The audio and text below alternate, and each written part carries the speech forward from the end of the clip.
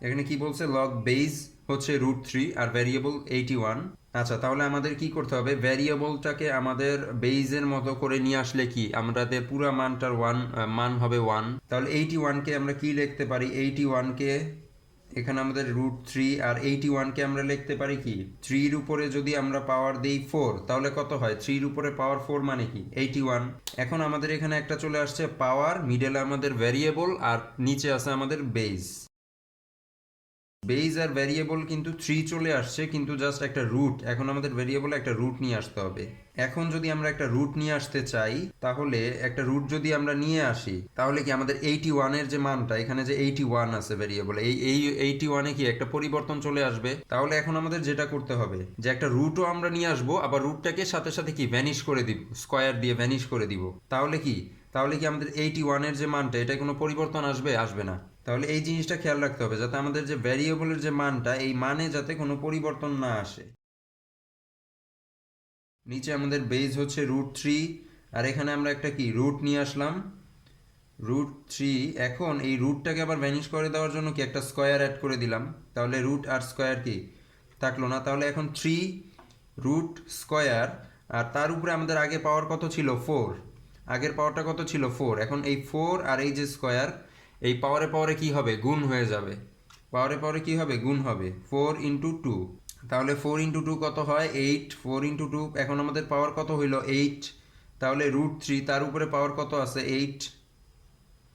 এই যে এখন আছে এরকম যে লগ আমাদের বেজ এখন হচ্ছে √3, ভ্যারিয়েবলও হয়ে গেছে এখন √3, তার উপরে আমাদের পাওয়ার হচ্ছে 8।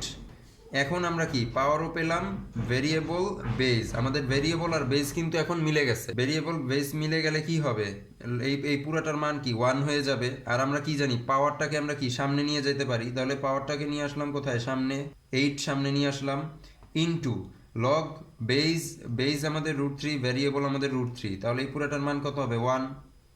তাহলে 8 × 1 কত 8, আমাদের অ্যান্সার, এই যে আমাদের অ্যান্সার হচ্ছে 8। আচ্ছা, তারপরের ম্যাথটা যেটা বলছে যে লগ 5, তারপরে আমাদের ভ্যারিয়েবল হচ্ছে 5 √5। তাহলে বেস যেহেতু আমাদের 5 আছে, আমাদের উপরেও কি ভ্যারিয়েবল আমাদের কি 5 বানাতে হবে, তাহলে আমাদের পুরো মানটা 1 হবে। দেখি এই যে আমরা লিখবো কি লগ আমাদের বেস হচ্ছে 5 আর এখানে আছে 5 √5, 5 √5 মানে কি 5 × √5 আছে আর কি এখানে। তাহলে 5 × √5, এই যে রুট, এই রুটের পাওয়ার কত, রুটের পাওয়ার কি হাফ। তাহলে আমরা উপরে কি পাওয়ার হাফ লিখে দিতে পারি, আমরা এই রুটের পাওয়ারটা কি উপরে 5-এর উপরে পাওয়ার হিসেবে লিখে দিতে পারি, মানে রুটের একটা মান আছে, রুটের মানটা কত হাফ। তাহলে আমরা 5-এর উপরে পাওয়ার কি হাফ দিয়ে দিলাম, আর এখানে আছে 5 × 5, তার উপরে কি পাওয়ার হাফ। এখন আমরা সূচকে করে আসছি কি বেস দুইটা যদি সেম হয়, গুণ আকারে থাকে, তাহলে পাওয়ার দুইটা কি যোগ হয়ে যাবে। এখন সেম জিনিসটা আমরা এখানে করব যে লগ 5 আছে আমাদের বেস, আর উপরে আমাদের 5 × 5 আছে, আমরা একটা 5 নিয়ে নিলাম, আর উপরের পাওয়ার দুইটা, এর উপরে যেহেতু কিছু নাই, এর মানে কি 1 আছে এখানে, তাহলে 1 + হাফ কত 2, একে 2 আর একে 3, 3/2, আমাদের এখানে পাওয়ার কত 3/2। তাহলে এখন আমরা কি বেস পাইলাম, ভ্যারিয়েবল পাইলাম, আর তার উপরে কি পাওয়ার পাইলাম কত 3/2। তাহলে আমরা কি জানি যে পাওয়ারটা সামনে চলে যায়, আর লগ 5 আর 5 মানে ভেরিয়েবল আর বেস যেহেতু মিলে গেছে, তাহলে আমাদের এই পুরাটার মান কত হবে 1 শেষ। তাহলে অ্যান্সার হয়ে যাবে আমাদের 3/2। এই যে 3/2 চলে আসলো কি সামনে, ইনটু এখানে লগ 5 আর 5 কত হবে 1, তাহলে অ্যান্সার কত 3/2 আমাদের অ্যান্সার। আচ্ছা, তারপরে ম্যাথটাও সেম, একদম এটার মতোই সেম, একদম সেম, যে এখানে বেজ আছে আছে 3 আর এখানে উপরে আছে 3 × √3। তাহলে সেম একইভাবে আমরা রুটের মান জানি কত, আমরা হাফ, তাহলে এই হাফটা কি 3-র উপরে দিয়ে দিব পাওয়ার হিসেবে 1/3, সরি 1/2। তাহলে আমাদের কি দাঁড়াবে, ওই সূচকের নিয়ম অনুযায়ী লগ আমাদের নিচে আসতে হচ্ছে বেস 3, তার উপরে 3 × 3, আর এই যে আমাদের হাফ, এই যে সরি রুট, এই রুটটার মান কত হবে হাফ, পাওয়ার চলে গেল, পাওয়ারে চলে গেল হাফ। এখন বেসগুলো আমাদের গুণ আকারে আছে সেম, তাহলে আমাদের পাওয়ারগুলো কি যোগ হয়ে যাবে।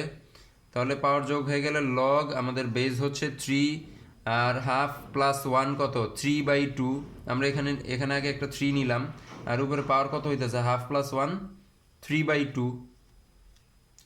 তাহলে এখন আমাদের বেস ভেরিয়েবল, তার উপরে কি পাওয়ার, পাওয়ারটা কি সামনে চলে আসে, পাওয়ারটাকে সামনে নিয়ে আসলাম, আর এখানে লগ থ্রি বেস আর ভ্যারিয়েবল থ্রি মিলে গেলে পুরাটার মান কত হবে 1। তাহলে আমাদের অ্যান্সার কত হবে 3/2 আমাদের অ্যান্সার হবে।